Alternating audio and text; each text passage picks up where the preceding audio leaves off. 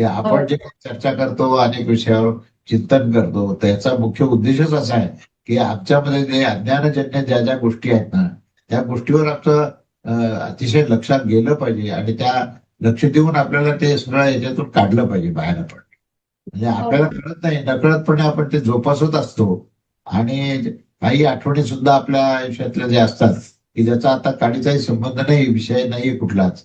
आता इतके चांगले आनंदाचे दिवस आले, तर त्यावेळेस कसं आपल्याला दुःख झालं, असं म्हणून जे काही माणूस कित्येक वेळेला आपल्या आयुष्याचा वेळ वाया घालवतो, तर तसं न करता आज जो काही आपला आनंदाचा क्षण आहे, तो क्षण महाराजांमुळेच मिळालेला आहे.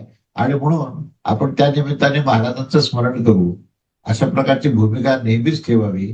आणि जे काही प्राप्त आहे ते प्राप्त, जे आहे ते पर्याप्त आहे, जे महाराज सांगतात त्याचा खरा अर्थ कळायला पाहिजे. की जे काही आपल्याला महाराजांनी दिलेलं आहे ते महाराजांना प्राप्त करण्याकरता अतिशय परिपूर्ण आहे. आणि त्या भूमिकेतूनच आपण सारखं गेलं पाहिजे. तर त्यावेळेस महाराज स्वतः तुम्हाला अतिशय मनापासून असे आशीर्वाद देतात आणि तुम्हाला तुमचा बेडा पार करतात थोडक्यात. हं? आणि तुमचा म्हणून या जन्मात आम्हाला मुक्त करा बस. होणारच होणार नाही. त्याशिवाय काय, त्याशिवाय इतका सत्संग होतोय का त्याच कारणाने.